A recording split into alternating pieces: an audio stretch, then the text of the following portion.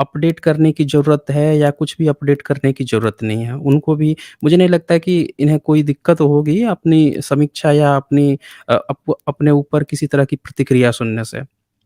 तो चलें आइए सुनते हैं ये क्या पढ़ा रहे हैं क्लास में। कब? नहीं वो सब छोड़ो कब। नहीं, ब्राह्मणों ने दलितों को बहुत सताया है। कब? नहीं सताया है। अरे तो भैया हमको बता दो, हम भी तो जाने कब सताया। तो मेरे ख़्याल से एक बार आप फीडबैक दे दीजिए, आप सभी को साउंड सुनाई तो पड़ रहा है ओझा सर का। यहाँ पे ओझा सर जो हैं वो बता रहे हैं कि लोग कहते हैं कि दलितों को सताया गया है। तो मैं पूछ रहा हूँ कि भैया कब सताया गया है? ये बार-बार ये बोल रहे हैं कब सताया गया? कैसे सताया गया है? तो क्या आप लोगों को इनकी आवाज़ सुनाई पड़ी है? तो आप लोग ज़रूर फीडबैक दीजिए कि क्या इनकी आवाज़ आ पा रही है? हाँ, तो मेरे ख़्याल से सबको साउंड आ रहा है। तो चलिए हम लोग आगे सुनते हैं। दरअसल ओझा सर इतने क्वालिफ़ाइड व्यक्ति हैं और वो ये कह रहे हैं बच्चों से कि भई दलितों को सताया गया है, तो कब सताया गया है भई? कब सताया गया है? ये पूछ रहे हैं। अब सुने आगे सुने ज़रा इनकी बातों को। ये सुनना जानना बहुत ज़रूरी है। नहीं, ब्राह्मणों ने दलितों को बहुत सताया है। कब? नहीं सताया है। अरे तो भैया हमको बता दो, हम भी तो जाने कब सताया। मैं बताऊँगा, अभी मैं आपको बताऊँगा कब सताया गया है, कैसे सताया गया है, कहाँ सताया गया है। पहले सुन लीजिए इनकी बात को। नहीं वो दलित अगर वो पढ़ लेता था रामायण तो उसके कान में खौलता हुआ शीशा डाल देते थे। अच्छा, कब? हाँ, तो सुन लिया आप लोगों ने? ये बोल रहे हैं कि रामायण पढ़ लेता था तो खौलता हुआ शीशा डाल दिया जाता था। ये बोल रहे हैं कब? अब बताइए ये इतने एजुकेटेड व्यक्ति हैं, इन्होंने अपने धर्म ग्रंथ नहीं पढ़े हैं। ये उल्टे उन लोगों से पूछ रहे हैं जिन लोगों को कभी पढ़ने ही नहीं दिया गया। मतलब भारत में जो शूद्र वर्ग है, जो हम लोग हैं, हम लोगों को कभी पढ़ने नहीं दिया गया, हमारे पूर्वजों को कभी पढ़ने नहीं दिया गया, तो हम इनको अब बताएँ? भैया आप अपने धर्म ग्रंथ में लिखे हो ये सारी बातें, आपको नहीं पता है? तो ओझा जी जो हैं आपने यहाँ पे देखा होगा कि किस तरह से दूसरों से ही क्वेश्चन कर रहे हैं, आगे सुनिए। नहीं वो सब छोड़ो कब। अरे हमको भी बताओ, हम भी तो जाने। हम बताएँगे आपको। ओझा सर हम बताएँगे आपको। अगर आपने नहीं पढ़ा है, आपने अपने धर्म ग्रंथ को नहीं पढ़ा है, चूँकि ये ब्राह्मण समुदाय से आते हैं, ओझा जो सरनेम है फ़िलहाल में जो कैप्चर किया गया है ब्राह्मणिकल सिस्टम के द्वारा, तो ये सरनेम ब्राह्मणवादी में ही आते हैं। अब ये पूछ रहे हैं कि भैया कब सताया गया है? कब ये शीशा पिघलाने की बात कब आई थी? तो मैं बताऊँगा आपको, हाँ? बताऊँगा अभी। हाँ क्या बहुत अच्छा सवाल किया तुमने, बहुत बढ़िया। घोड़ी पे क्यों बैठने नहीं देते? अम्बेडकर को मना कर पाए? हाँ, अब देखें एक बच्चे जो हैं वहाँ पे जो स्टूडेंट हैं उन लोगों ने ये भी क्वेश्चन उठा दिया वहाँ पे कि भई घोड़ी पर चढ़ने के लिए मना करते हैं आप लोग। तो ये बोल रहे हैं कि अम्बेडकर को रोक पाए? तुलना देखिए, मतलब बाबा साहब जो हैं, क्या बाबा साहब को जब बैठकर बचपन में जा रहे थे तो उनको धक्के मार के नहीं गिरा दिया था? इन्होंने वो पढ़ा नहीं है? जो जो उनकी बुक है विज़िटिंग वीज़ा करके बुक है। वो पढ़ा नहीं है क्या इन्होंने, ओझा जी ने? बाबा साहब की किताबें इन्होंने नहीं पढ़ी है, हैं? बताएँ ये बोल रहे हैं कि कब बाबा साहब को रोक पाएँ? अरे बाबा साहब को तो स्कूल में घुसने नहीं देते थे। बाबा साहब स्कूल गेट से बाहर बैठ के पढ़ाई करते थे। भीतर नहीं घुसने देते थे कभी स्कूल में, पानी नहीं पीने देते थे। पढ़ के जब विदेश से आ गए, तो चपरासी जो है उनको पानी देने से इनकार करता था। हुँ? ये बोल रहे हैं कि कब? कब रोक पाएँ? अरे भैया आपने तो बाबा साहब इतनी ज़्यादा एजुकेशन लेके आए थे, आप लोगों ने तो उनको रूम नहीं दिया रहने के लिए। एक पारसियों के सराय में गए थे ठहरने के लिए और फिर से लोगों को पता चल गया तो वो सब भी आके उनको वहाँ से बाहर निकाल दिए। हुँ? चेक कर रहे थे, उनका जनेऊ चेक कर रहे थे कि जनेऊ पहने हो कि नहीं पहने हो। पारसी खुद ही जनेऊ पहनते हैं, जनेऊ टाइप का वो भी टाँगते हैं। तो ये देखें ये पूछ रहे हैं कब? इनको पता नहीं है कि बाबा साहब के साथ इतनी ज़्यादा डिस्क्रिमिनेशन हुई और आज घोड़ी पर चढ़ने से रोका जा रहा है और ये तुलना कर रहे हैं बाबा साहब की, उनको क्यों नहीं रोका गया? अरे तो भैया रोक कौन रहा है? आप ही लोग तो रोक रहे हो। एक शूद्र जो है, एक एससी-एसटी व्यक्ति जो है, वो दूसरे एससी-एसटी व्यक्ति को थोड़े जा रहा है रोकने के लिए। हुँ? रोक आप रहे हो, आप पूछ रहे हो दूसरों से। और ये सोचें ये लेवल है हमारे यहाँ जो एजुकेशन के जो एजुकेशन पढ़ा रहे हैं लोग, उनकी ये लेवल है कि वो पूछ रहे हैं बच्चों से भैया क्यों? और ऐसा क्यों इनके माइंड में इस तरह के सवाल आते हैं? सवाल ये है कि इनके माइंड में इस तरह के सवाल क्यों आते हैं? दरअसल इन्होंने कभी भी फ़ील नहीं किया है। ब्रह्मानिकल सिस्टम ने कभी भी वो दर्द महसूस ही नहीं किया है कि एक अछूत होने का दर्द क्या होता है, एक अल्पसंख्यक होने का दर्द क्या होता है, एक अल्पसंख्यक तो इनका छोड़ ही दीजिए क्योंकि इनका हर जगह कब्ज़ा है। पूरी तरह से। तो बाकी के जो अल्पसंख्यक हैं उन पर ये क्या करते आए हैं ये तो सब लोगों को आजकल दिख ही रहा है। तो इन्होंने कभी फ़ील नहीं किया है और इनको क्या लग रहा है कि जैसे ये लोग लाइफ़स्टाइल में रहते हैं वैसे पूरी दुनिया ही लाइफ़स्टाइल वही जी रही है। इनके मन में ये चल रहा है कि जैसे ये लोग जीते हैं, अच्छे से जन्म लिए, दूबे-चौबे ओझा, दीक्षित-विक्षित शिक्षित बन गए, पढ़ाई-लिखाई किए, घर में सिल्वर स्पून में जन्मे ही हैं, एजुकेशन हो गया, फिर एजुकेशन होने के बाद से जॉब लेने जाएँगे, तो कहीं न कहीं चाचा-ताऊ, फूआ-फूफा कुछ न कुछ तो होंगे ही होंगे, कोई न कोई होगा ही, फ़ोन जाएगा और ये जाएगा, रेफ़रेंस जाएगी कि मेरा बेटा का इंटरव्यू है, इंटरव्यू में तुरंत सेलेक्ट हो जाएँगे। क्योंकि अभी भी 51% सीट जो है जनरल की ही होती है, संख्या इनकी 3% है। तो 3% लोगों का 51% रिज़र्वेशन है और 85% देश के जो लोग हैं उनके लिए कितना है 49.5 अब तो वो भी नहीं है। वो भी रिज़र्वेशन हटा दिया जाता है, ओबीसी का तो कहीं-कहीं हटा ही दिया जाता है और ओबीसी का तो बहुत पहले भी नहीं था। तो ये चीज़ें इनको नहीं पता है। सब चीज़ इनको पता है लेकिन इनका चक्कर क्या है कि ये दूसरों पर ये दिखाने की कोशिश करते हैं कि भई कुछ भी गड़बड़ नहीं है, सब चीज़ अच्छा ही अच्छा है और ये गलती तुम लोगों में है। दरअसल ये एक भारत में एक टेंडेंसी चली है कि जो जो पीड़ित वर्ग है उसी को दिखा दो कि सारी फ़ॉल्ट तुम में है। ये भी यहाँ पे यही कार्ड खेल रहे हैं।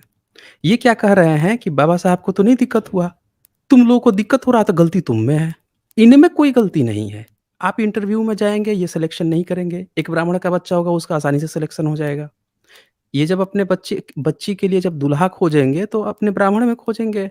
ऑफ़ कोर्स नौकरी भी उसी को देंगे। एससी, एसटी को क्यों देंगे? इनको फ़ायदा क्या है? एससी, एसटी, ओबीसी को इंटरव्यू में ये क्यों सेलेक्ट करेंगे? सिलेक्टर तो यही हैं। आज़ादी के बाद से सब पूरा का पूरा इनका कब्ज़ा है। तो ये नहीं सिलेक्शन करेंगे क्योंकि वो एक तो धार्मिक के अनुसार इनको नीचे रखना है एससी, एसटी, ओबीसी को और दूसरा कारण कि इनके जो रिश्ते वगैरह होते हैं, वो ब्राह्मण ही चाहिए होता है, रिश्ते बनाने के लिए। तो हमेशा ये ब्राह्मणों को ही आगे बढ़ाते हैं। बाबा साहब ने पॉइंट पकड़ी थी कि भई भारत में जो शादी-विवाह होता है, रोटी-बेटी संबंध, ये ब्राह्मणिकल सिस्टम ब्राह्मण में करता है, तो इसीलिए ब्राह्मण-ब्राह्मण खेलता है, दूसरे को आगे नहीं प्रमोट करता है। ये बात इन लोगों को अच्छी तरह से पता है, इसीलिए ये लोग जातिवाद नहीं खत्म करते और आरोप किस पर लगा रहे हैं? उल्टे शूद्रों पे लगा रहे हैं, एससी, एसटी, ओबीसी पे ही लगा रहे हैं। आगे सुने इनकी बात को। हम घोड़ी पे बैठने के लिए परेशान हो, ये घोड़ी बैठने के लिए परेशान है भैया, हमको घोड़े पे बैठने अंबेडकर ने सिद्धांत बताया सवर्णों के सर पे बैठने का, और बैठ के दिखाया, सिर्फ बताया नहीं, दिखाया। हाँ, तो यहाँ पे आपने सुना कि इन्होंने अब दोनों हाथ में लड्डू ले लिए। अभी ये बोल रहे थे भैया तुम घोड़ी पर बैठने के लिए परेशान हो। इन्होंने इस मुद्दे को ही गायब कर दिया कि भैया जो घोड़ी पर बैठ रहा है, उसको आप क्यों दिक्कत कर रहे हो? उसको कौन मार रहा है? इस पर इन्होंने बात नहीं की। उस मुद्दे को ही पूरी तरह से खत्म कर दिया दोनों हाथ में लड्डू लेके अब बाबा साहब की कार्ड खेलने लगे कि भई बाबा साहब जो हैं, उन्होंने तो ये कहा, वो कहा। ये सुनिए इनको फिर से ध्यान से सुनिए, ये देखिए कैसे गेम को इन्होंने चेंज कर दिया। ये घोड़ी बैठने के लिए परेशान है भैया, हमको घोड़े पे बैठने अंबेडकर ने सिद्धांत बताया सवर्णों के सर पे बैठने का, और बैठ के दिखाया, सिर्फ बताया नहीं। तो ये बोल रहे हैं बाबा साहब ने सवर्णों के सिर पर बैठने का सिखाया। तो भाई साहब आपके सर पे उन्होंने कहाँ बैठे वो? आपने तो इलेक्शन नहीं जीतने दिया। आपने तो बाबा साहब ने जब हिंदू कोड बिल था, जो महिला बिल की बातें आई थी, जब वो पास होने की थी, आप लोगों ने कहाँ पास होने दिया था? बाबा साहब को इस्तीफ़ा देना पड़ा था। आपके जो लोग हैं वो क्या बोल रहे हैं कि भई मैं देखता हूँ कि कैसे संसद में ये पैर रखता है और आप यहाँ पे बता रहे हैं कि उन्होंने स्वर्णों पे बैठना सिखाया। भाई साहब आप जो है ओझा सर आप जो भी बात कह रहे हैं इन बातों में कोई तुक नहीं बनता है। हम करंट स्थिति देख रहे हैं कि बाबा साहब आज की डेट में नहीं हैं और आज के जो एससी, एसटी, ओबीसी हैं, ओबीसी के साथ क्या किया गया आप लोगों ने? 1990 में क्यों लाना पड़ा मंडल कमीशन? क्योंकि आपने हक नहीं दिया, उसको जनरल में रख लिया। ओबीसी को आपने जनरल में रखा और उसको रिप्रेजेंटेशन सारा खाते रहें, आप लोग खाते रहें और उसको उस पर चढ़ाते रहें चने की झाड़ पर कि हाँ भाई तू तो क्षत्रिय बन गया, तू तो जनरल है। वो सब एससी, एसटी हैं, वो चने के झाड़ पे चढ़ा रहा और सारी नौकरी आप लोग खा गए। फिर मंडल कमीशन लाके उस बेचारे को ज़बरदस्ती हक दिया गया। अब जाके ओबीसी में थोड़ी बहुत चेतना जागृत हो रही है कि उनका हक कौन मार के खा रहा है। और आप यहाँ पे अब एससी, एसटी जो एससी, एसटी, ओबीसी है फिर से उनको चने के झाड़ पे चढ़ा रहे हैं कि बाबा साहब तो ऊपर बैठ के गए थे। हैं? ये तुम लोगों की गलती है कि तुम लोगों के साथ ऐसा हो रहा है।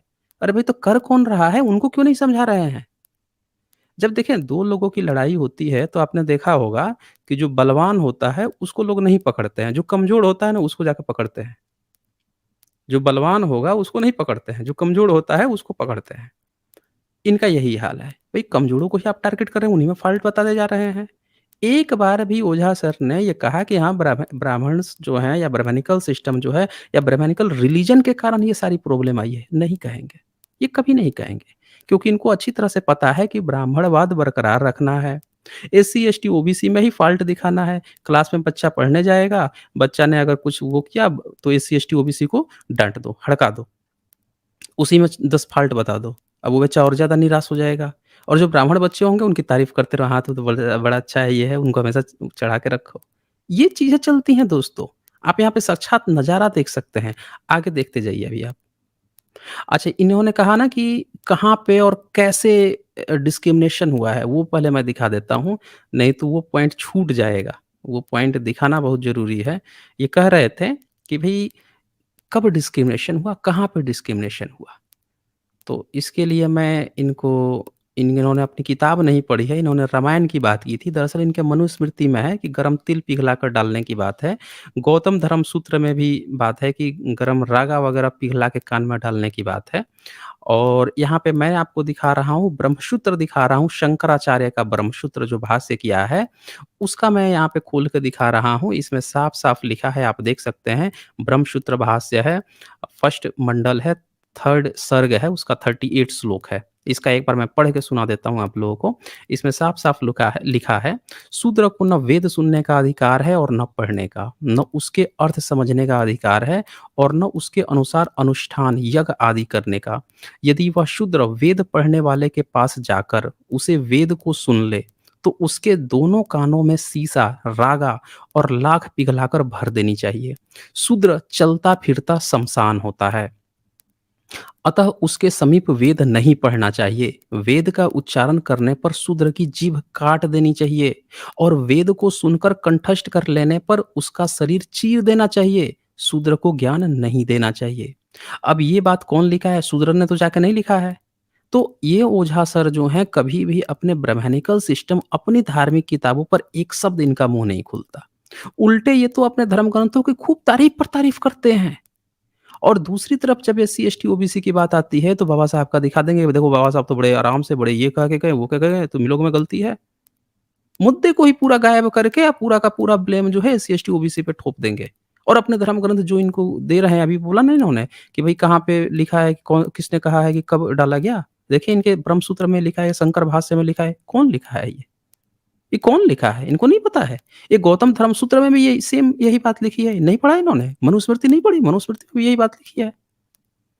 तो ये अपने धर्म ग्रंथ को नहीं पढ़ते हैं और दुनिया को, पूरी दुनिया को जो है ये बेवकूफ़ बनाने के लिए इस तरह की ये लोग बातें करते हैं।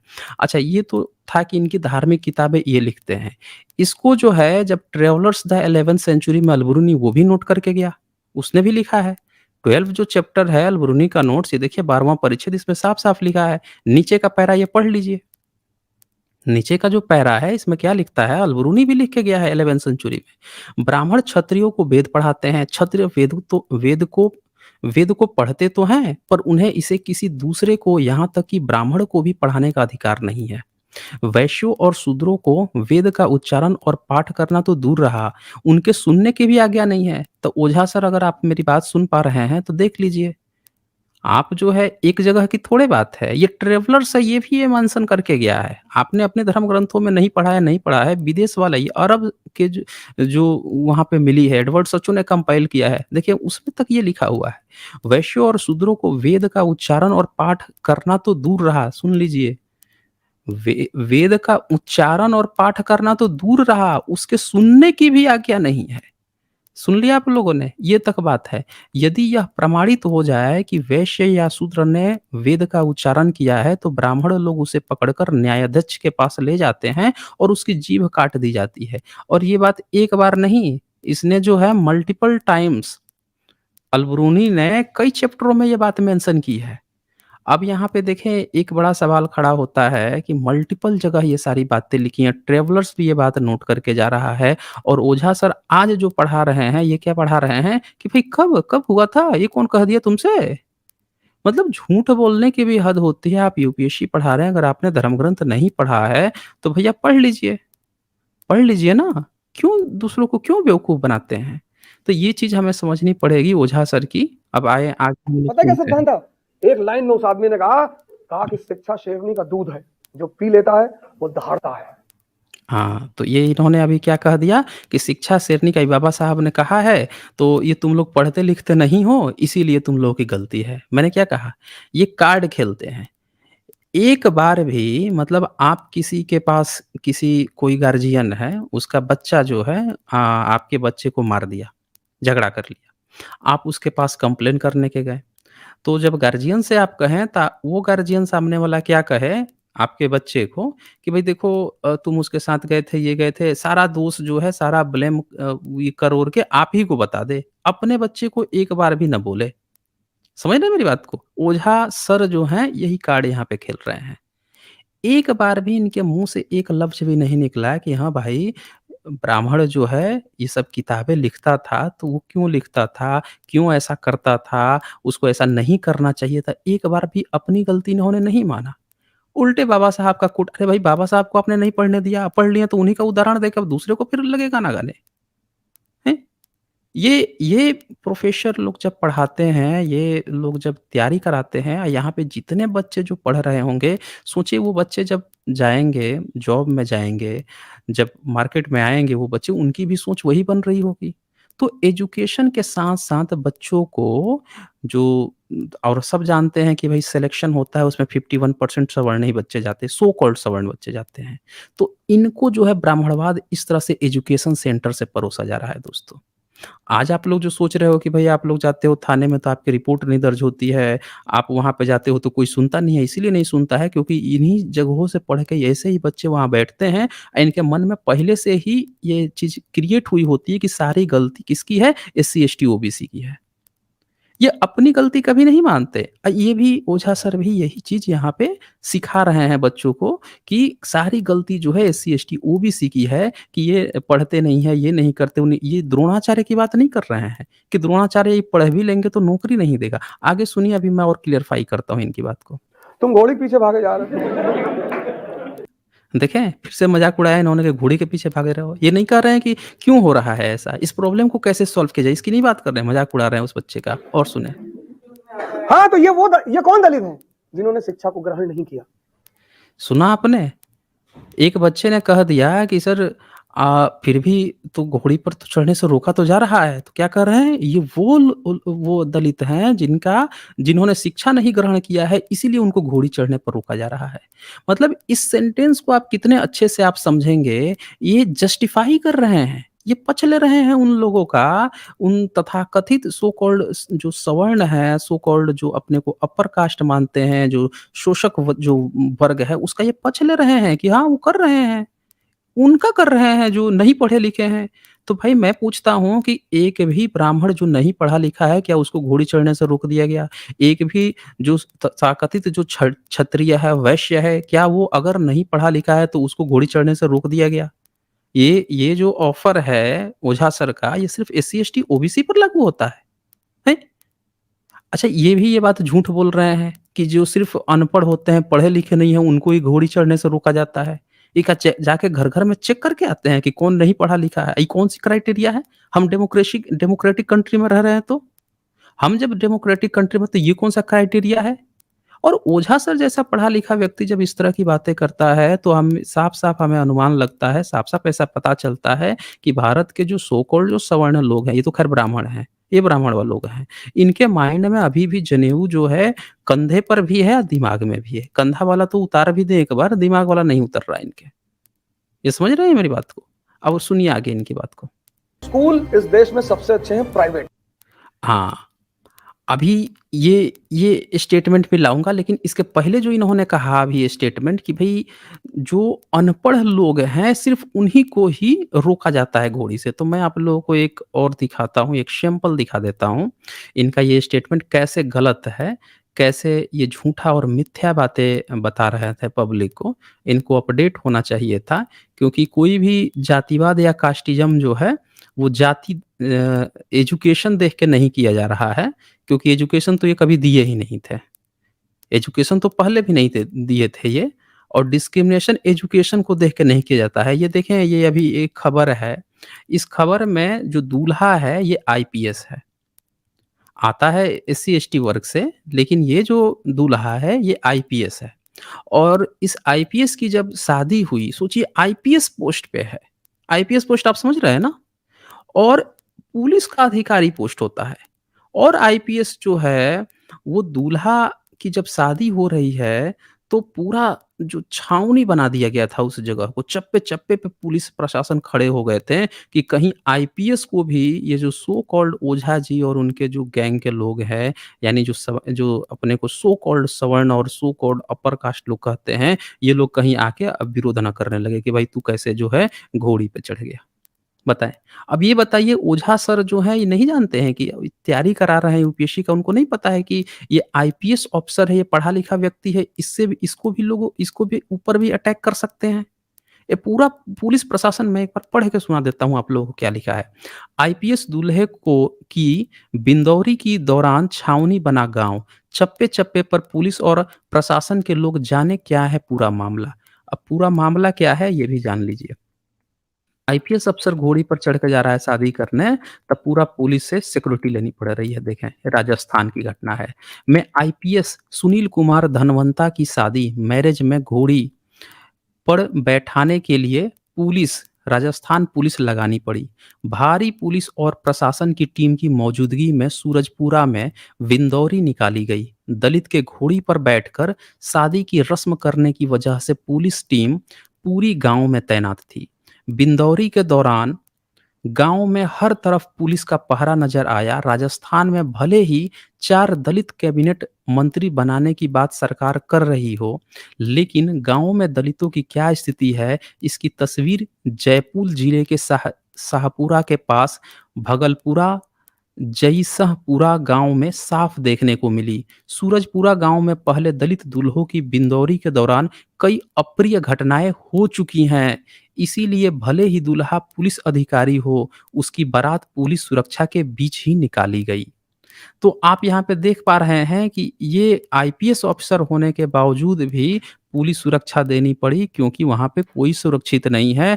और एजुकेशन देख के ये लोग विरोध नहीं करते हैं। एजुकेशन देख के होते कौन है ये विरोध करने वाले, एजुकेशन देख के या नॉन एजुकेशन देख के? सवाल तो ये है ना। तो ओझा जी आपकी जो स्टेटमेंट था, ये देखें अच्छे हैं। कैसे गलत था। अच्छा, इसके बाद से इन्होंने दूसरा अभी क्या कहा था, अभी इन्होंने कहा था कि जो पढ़े-लिखे पढ़े-लिखे की बात कर रहे थे ना, पढ़ाई-लिखाई की। अब सवाल ये है कि भई पढ़ाई-लिखाई के लिए तो एजुकेशन सेंटर होना चाहिए। इन्होंने तो ये भी बात नहीं मेंशन किया इन्होंने कि बाबा साहब तो कह के गए पढ़ाई की बात। लेकिन भई आपने पिछले 1000 साल से भी ज़्यादा समय से आपने जो है एजुकेशन सेंटर को ध्वस्त कर रखा है। जब से नालंदा बौद्धों के नालंदा विश्वविद्यालय, विक्रमशिला विश्वविद्यालय और ये सारे और भी जो अन्य विश्वविद्यालय थे आप लोगों ने जलवा दिए। इनकी पाली प्राकृत जो भाषा थी, पाली प्राकृत जो भाषा थी उसको आप लोगों ने खत्म करवा दिया और लिपि खत्म करवा दी। सब लोग अनएजुकेटेड हो गए। आप लोगों ने संस्कृत को कब्जा करके खुद पढ़ते रहे, लेकिन दूसरों को नहीं पढ़ने दिया। तो जब आपने नहीं पढ़ने दिया दूसरा पढ़ने की कोशिश किया, तो जैसा कि मैंने दिखाया कि आपने क्या कहा, पढ़ाई तो बस वेद तक सीमित रह गई थी और कुछ तो था नहीं, सब चीज़ तो खत्म करवा दिया आप लोगों ने। तो आप लोग यही सब लिखते थे, वेद लिखते थे, आप बोलते थे कि वेद ही अंतिम सत्य है, वेद ही प्रमाण है, यही सब करते थे, उसी की पढ़ाई करवाते थे। और उसी को आपने जो है भारत के एससी, एसटी, ओबीसी को पढ़ने नहीं दिया। अब नहीं पढ़ने दिया तो जब देश आज़ाद हुआ, एक बार पढ़ने का मौका था कि अब जो है इन लोगों को पढ़ाया जाए, तो आपने तो इनको धन भी रखने की अनुमति नहीं दी थी। मनुस्मृति में तो साफ-साफ लिखा है कि शूद्र को धन रखने का अधिकार नहीं है, वो तो उसको जूठा खाने-पीने के आप देते थे। उसका धन छीन लेने की आप बात करते थे। हवन करना हो तो जाओ शूद्र का धन छीन के ले आओ, ऐसी आप लोगों ने बातें की है। अगर किसी ब्राह्मण के पास अगर नहीं है, तो जाके उसका वो छीन लो, उसका धन छीन लो। ओबीसी का, शूद्र का, यही आप लोगों ने दिया था। तो जब इनके पास धन भी आज़ादी के पास नहीं था, ज़मीन भी नहीं थी, सब चीज़ आप लोगों के कब्ज़े में था, तो ये इतने महँगे स्कूल में कहाँ से पढ़ाई करेंगे? तो आपको व्यवस्था करनी चाहिए थी, आप सभी ब्राह्मणवादियों को इस बात की व्यवस्था करनी चाहिए थी जब देश आज़ाद हुआ कि जब इतने सालों से हमने इनका शोषण किया है, तो कम से कम एजुकेशन फ्री रूप से दें। अगले 1000 साल तक एससी, एसटी, ओबीसी के लिए एजुकेशन फ्री कर दें। आप अपने लिए एजुकेशन महँगा कर लेते क्योंकि आप लोग तो 1000 साल से पढ़ के आए थे, आपके पास धन संपदा भी थी। लेकिन एससी, एसटी, ओबीसी के लिए इस नए देश में, इस आज़ाद देश में एजुकेशन फ्री होना चाहिए था और ये पश्चाताप होना चाहिए था आप लोगों का, कि जब हमारा देश आज़ाद हो रहा है, जो हमारे पुरखों ने गलती की है, उसकी उसकी हम उसको सुधार रहे हैं। हम जो हैं एससी, एसटी, ओबीसी समाज को पूरी तरह से फ्री एजुकेशन देंगे, अगले 1000 साल तक हम एजुकेशन देंगे, फ्री एजुकेशन देंगे और हम लोग फ़ी भरेंगे। ये आपके मन में होना चाहिए था। लेकिन आप लोगों ने किया क्या? क्या किया आप लोगों ने? आपने जो है सुनिए इन्होंने क्या किया है। अब इन्होंने ये तो बोल दिया एजुकेशन, एजुकेशन, लेकिन एजुकेशन को ही ख़त्म करने के लिए इन्होंने एक नई चाल चली है और वो नई चाल का ये सपोर्ट कर रहे हैं। सुनिए आगे ये क्या सपोर्ट कर रहे हैं। ये ध्यान से ज़रा सुनिएगा, अभी इनकी कुछ बातें सामने आएँगी, वो ध्यान से सुनिएगा। स्कूल इस देश में सबसे अच्छे हैं प्राइवेट, और हुँ। हॉस्पिटल सबसे अच्छे हैं प्राइवेट। सुना आपने? स्कूल सबसे अच्छे हैं प्राइवेट और हॉस्पिटल सबसे अच्छे हैं प्राइवेट। मतलब अब ये इनको पता है कि जो स्कूल और हॉस्पिटल जो है वो महँगा होगा ना जब प्राइवेट होगा तो। और इनको पता है कि एससी, एसटी, ओबीसी के पास इतना पैसा है नहीं, ज़मीन है नहीं, इतने संसाधन है नहीं। आज़ादी के बाद से पूरा कब्ज़ा इनका रहा है, तो सरकारी पैसे भी इन्हीं लोगों ने अपने झोली में भरे। सारे धनपति जो हैं यही लोग हैं।